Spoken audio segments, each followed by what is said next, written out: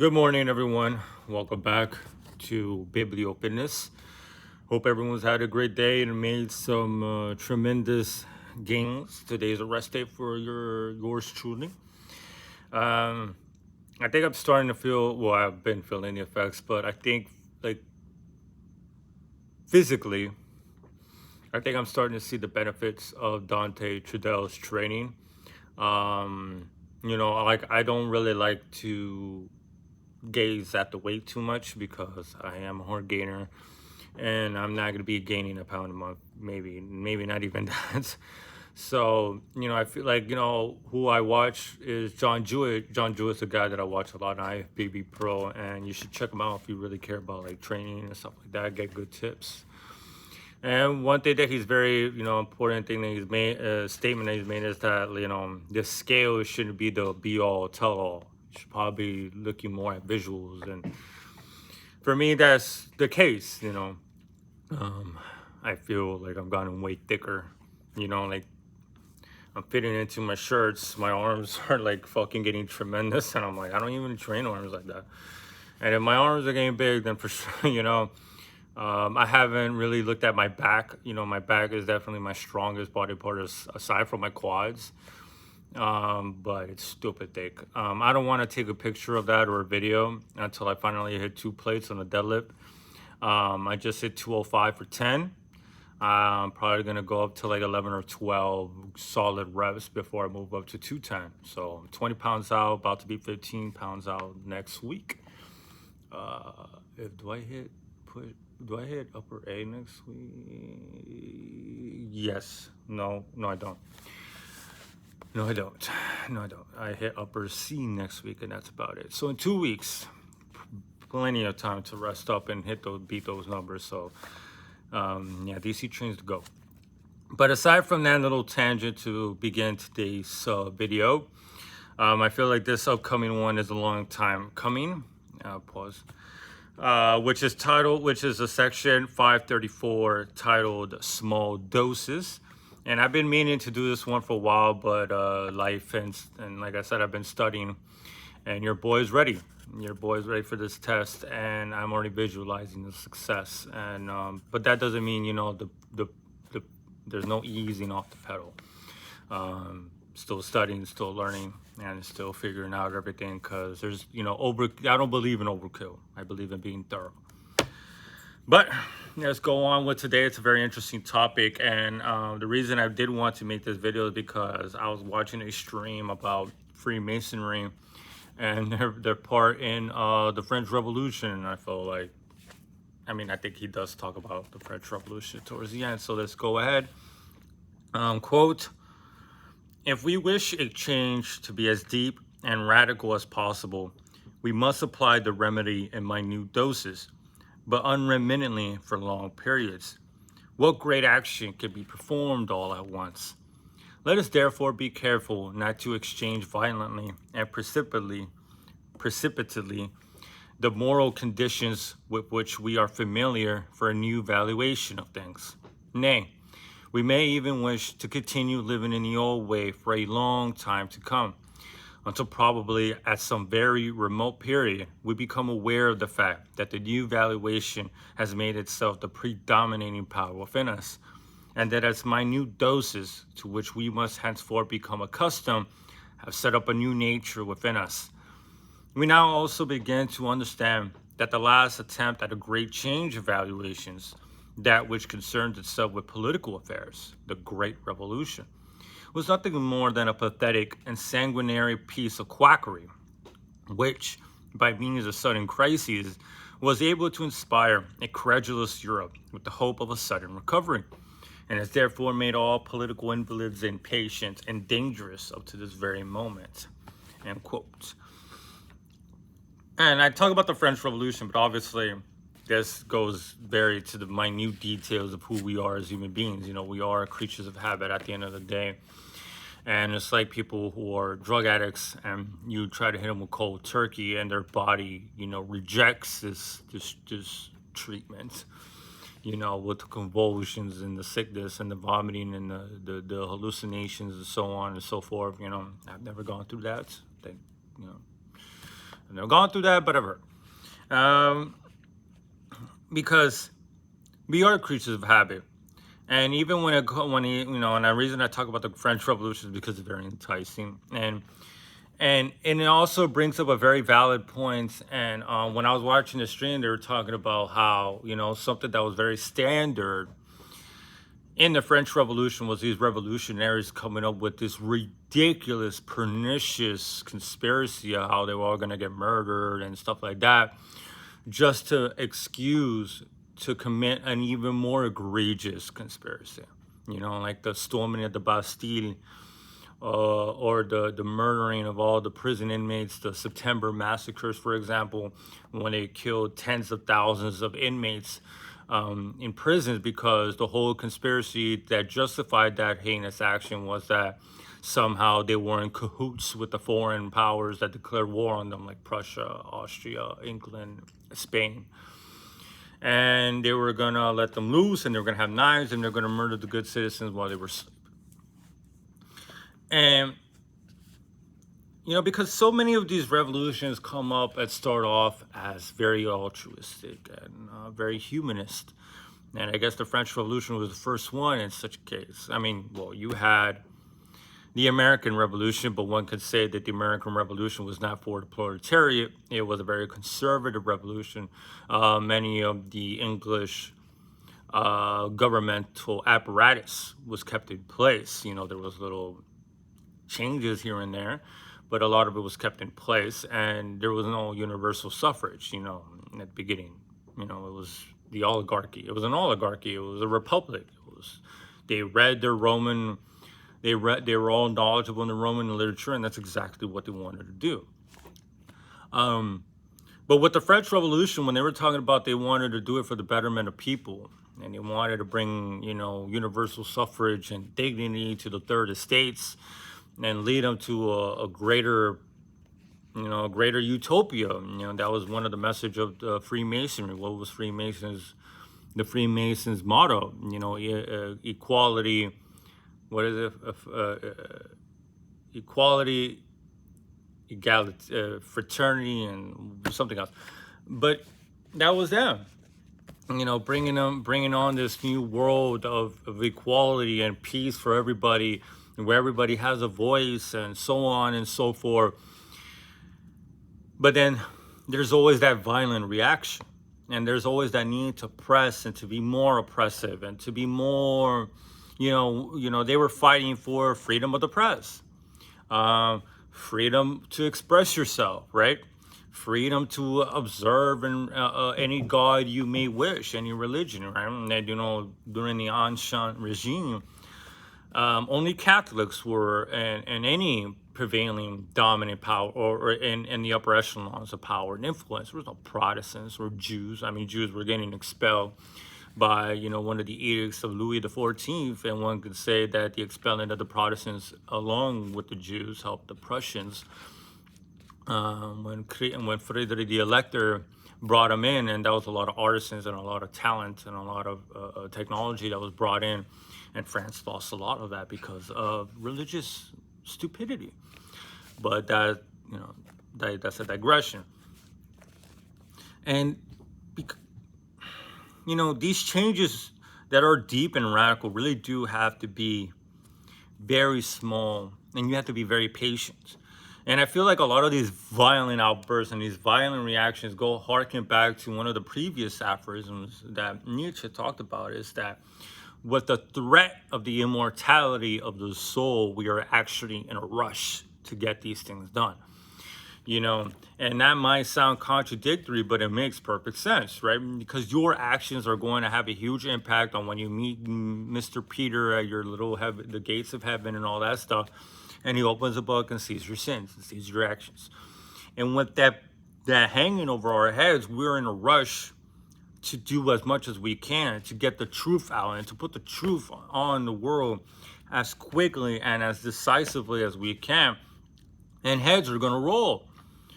Like the French Revolution, right? They wanted for the people, but the countryside was not happy with it.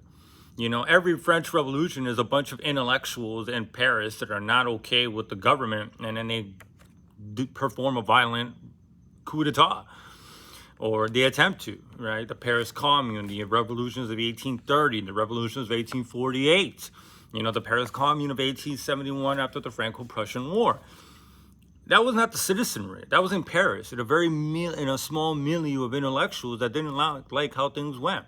And when the French Revolution happened and the people in the countryside were not happy with how things were turning out, what did the French revolutionaries do? They burned their cities, they started executing people, and they destroyed them. What happened to your egalitarianism, right? And, we can ramble off philosophically as to why these intellectuals always believed they know what's best for the peasantry. That, they can see clearly what we cannot. They have the providence. They have the eye of providence on their side, and they can see far out into the distance where time is no longer, past, present, or future, but all seamless. And who are we to know we need to be led? Because we don't know any better, and we have to be repressed for our own good. And that's the crazy thing about these revolutions, that they always start off that way, but then they end up being just as repressive and violent, if not more so, than the previous government. One can say that the Russian revolution of the Bolsheviks were the Russian equivalent of the French revolutionaries, right? They did the same thing. They went for the same thing. Like, obviously there's very minute details. It'd be very providential, special circumstances, because one's in Russia and one's in France, and one's like almost like a little over a century after. Like, what is it, like 130 years? I mean, it started in 1789. The other one was in 1973. You know what I'm saying? Like 128 years. If my math is correct. Yeah, about 128 years. So things change, but one could say that the Russians were the equivalent. And what did they do? Very violent, very repressive, and their secret police was probably more terrifying than the Okhrana under Tsar Nicholas II with the Chechnya. And this is something that is always dogging into my mind, and I feel like this goes really well with what Nietzsche talks about what Nietzsche wrote, is that for these radical changes, they have to be very patient. But we don't have patience, because we want to bring the good upon the world as quickly as possible. Our versions of good. And, the more you read into this and the more you look at it objectively, you really see how we humans are absolutely insane. We walk around with contradictory statements to the extreme on an everyday basis, and are able to justify both of them at the same time to ourselves and to our people, and not see the hypocrisy and the ridiculousness that we are in these attempts. Because there's always for the good, but there's always this violent repercussion, because it's just too quick. And I feel like even in a human individual level, just because you want to cause a revolution, it's like people nowadays, right? They want to topple our decrepit, incompetent government, which I completely agree with. Our government is absolutely incompetent. 90% of those people belong at a retirement home, not in fucking seats of power. I believe that wholeheartedly. But you have to change first, right? You have to clean your own house. You have to tidy up your mind, tidy up your own impulses and your drives, because at the end of the day, all of us are almost the same, right? We all have the same drives. We all have the same ambitions, but some of us have more access to satiate those ambitions. Some of us don't. And some of us cause these human revolutions from a place of envy, of repulsion, of resentment. And then when we go into power, we're the same fucking people, but we're on the good side. Didn't the people before also believe they're on the good side? So what makes you any different? We never ask those questions. We aren't willing to ask that to ourselves, because we need those bullshit facades to justify our own heinous actions. The fact that we are the same as those that we complain about on a day-to-day basis. And that's what I tell people. It's like, dude, if you were in a position of that power, you'd probably be doing the same fucking thing. You're not a better person. What makes you a better person? Because you're the one supposedly oppressed? because you're the one that doesn't have power, you're suddenly a good person. So a lack of power makes you a good person.